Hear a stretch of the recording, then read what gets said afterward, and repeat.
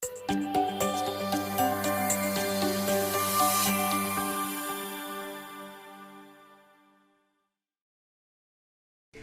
everyone, my name is Umi and I'm with Web Design & Company, and we have Scott Dolson here with us from Evervest Home Buyers. Great, thank you, Umi. I appreciate you having me here today. Yeah, we are happy to have you. So Scott, tell us about Evervest Home Buyers. What differentiates you from other cash buying companies? Sure, so Evervest Home Buyers is a premier home buying company here in St. Louis. We purchase homes in all conditions, and I think some of the things that differentiate us, I think there's a lot of them, but I think primarily, one, we're local. So a lot of our competition's not local, they're national chains or franchises. Okay. I come at it from a different point of view, I think, than a lot of my competition. So my background is construction. I think for the past 30 years or so, I've been rehabbing on homes. We've been purchasing homes since probably about the mid-90s, something like that. And my competition, they might come at it more from a sales angle, realtors, things like that. And then finally, I think it's my personality and my company's overall personality. So we're more of a straightforward approach. So I'm not much of a games player. Okay. I like to make an offer, and if I make that offer, and the time frame that works well for the seller, I always meet my deadlines. So there are some negative perceptions surrounding cash home buyers, including offering incredibly low prices or, tricky contracts, that kind of thing. So how do you address these concerns?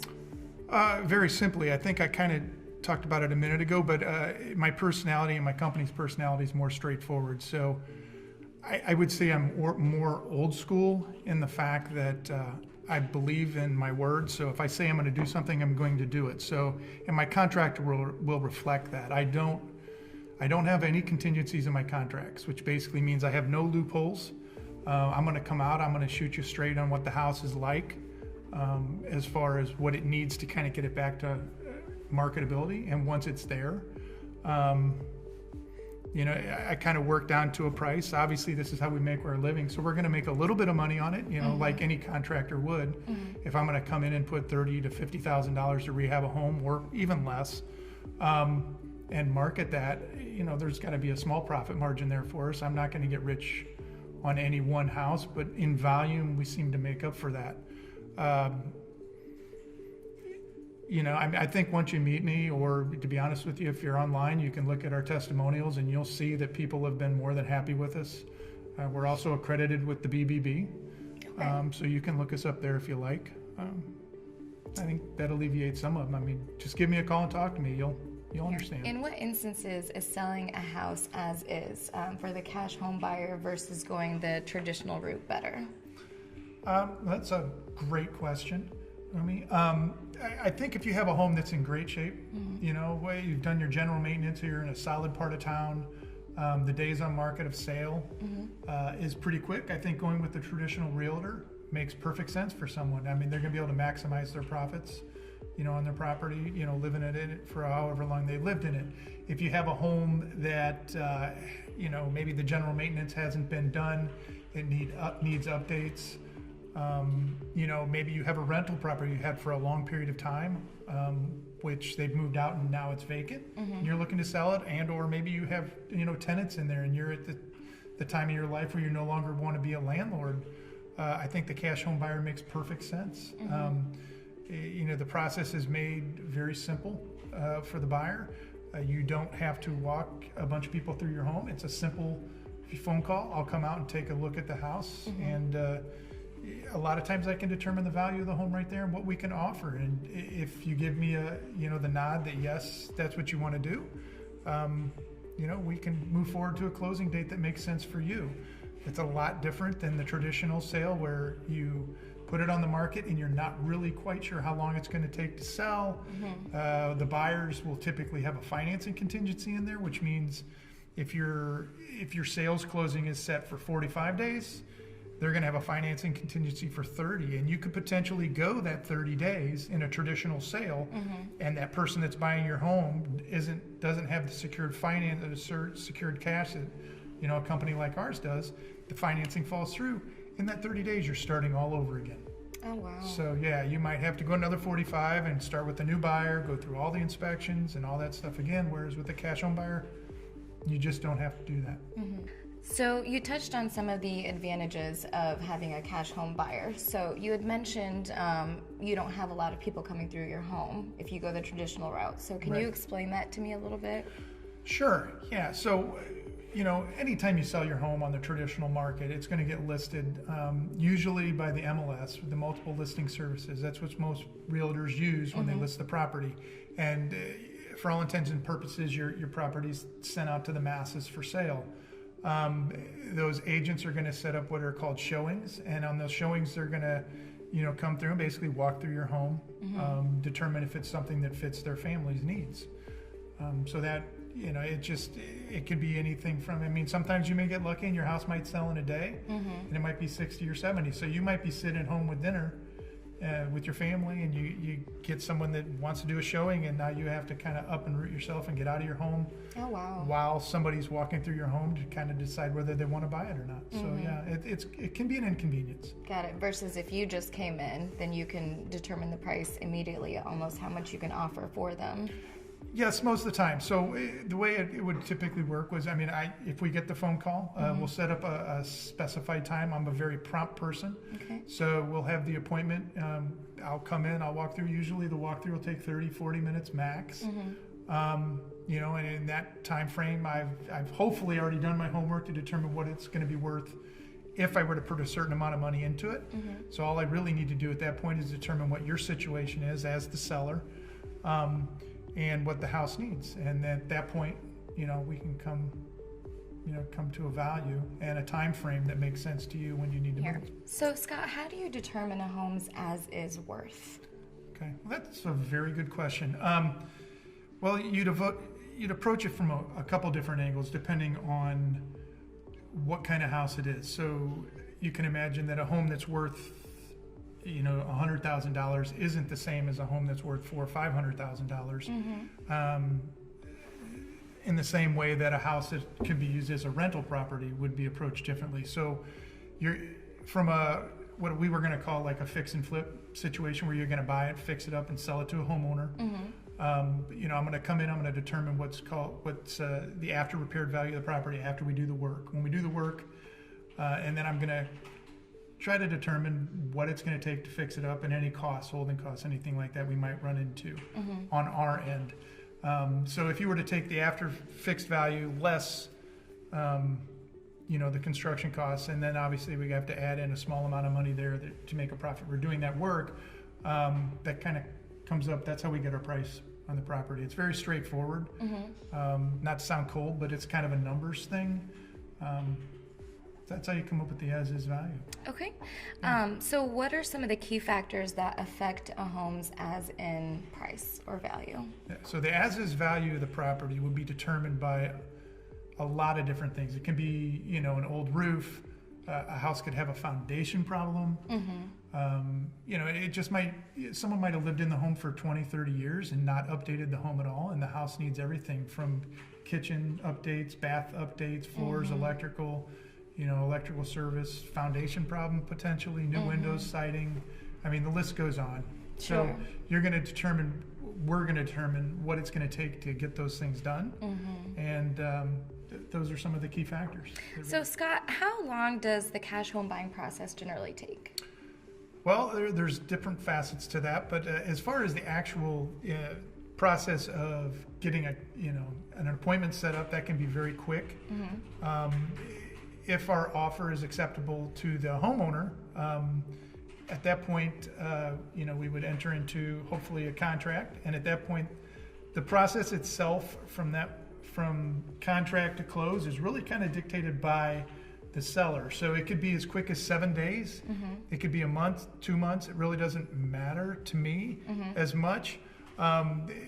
The big thing we're kind of looking for is what's called clear title. So when we buy the property, make sure that everything's paid off on the home. But as far as the condition of home, anything like that, we're really not worried about that. That'll be factored into the purchase. The process itself doesn't take very long. It can be very quick.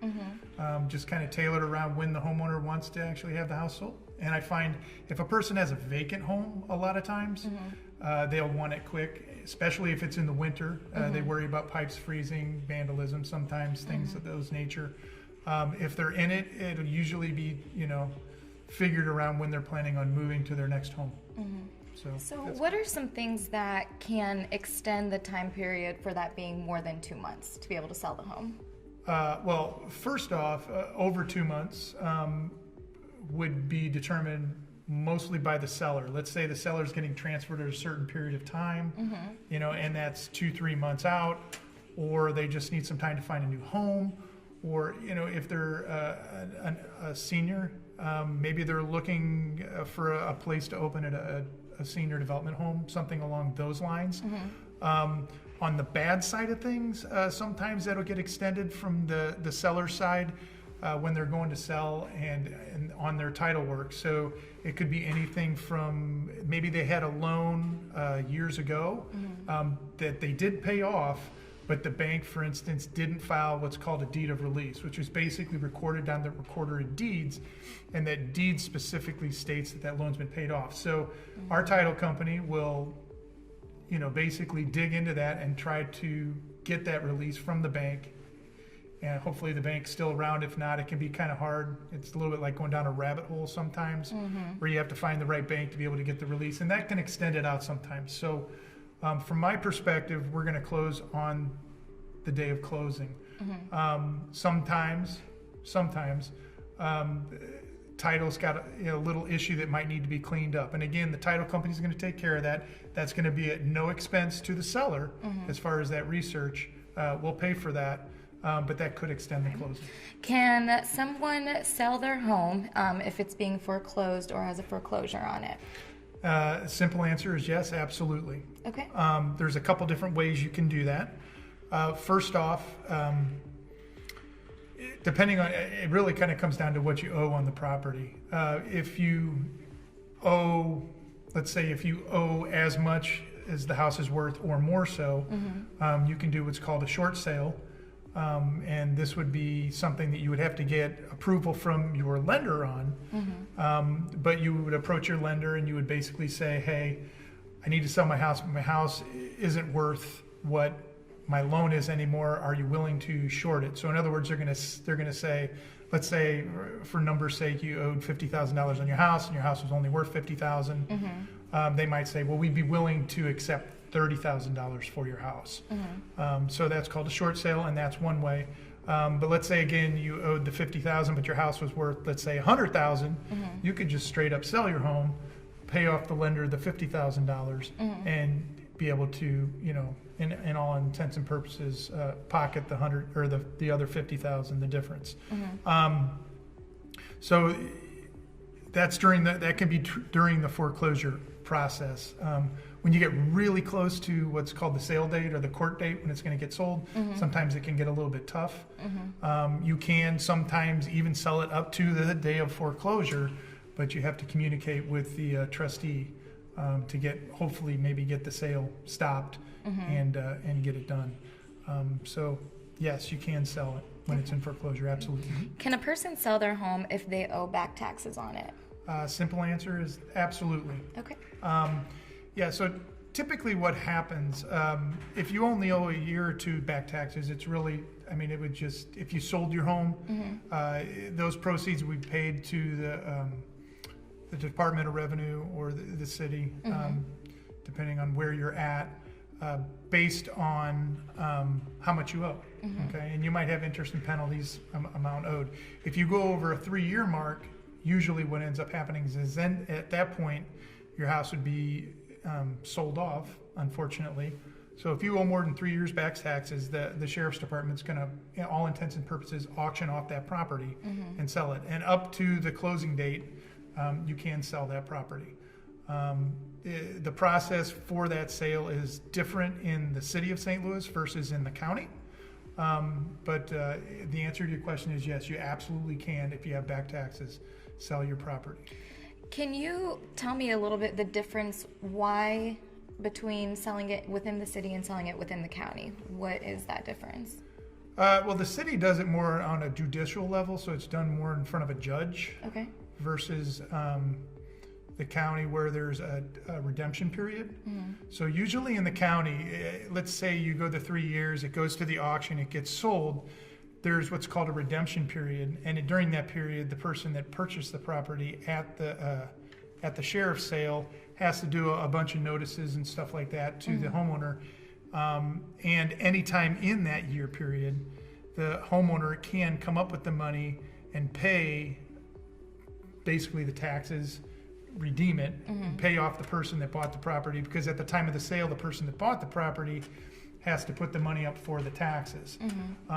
But when you do that, you'll have to pay the interest, the penalties, and a certain interest rate to the person who bought the property at the auction, versus in the city, it's done more in front of a judge. Can homeowners sell their homes if they are in a divorce or in the middle of a divorce? Yeah, absolutely. I mean, I can't see as any reason why they wouldn't be able to do that. Okay. I'm obviously not a lawyer, so in the courts, I would assume that they would both have to agree on the price of the sale of the home.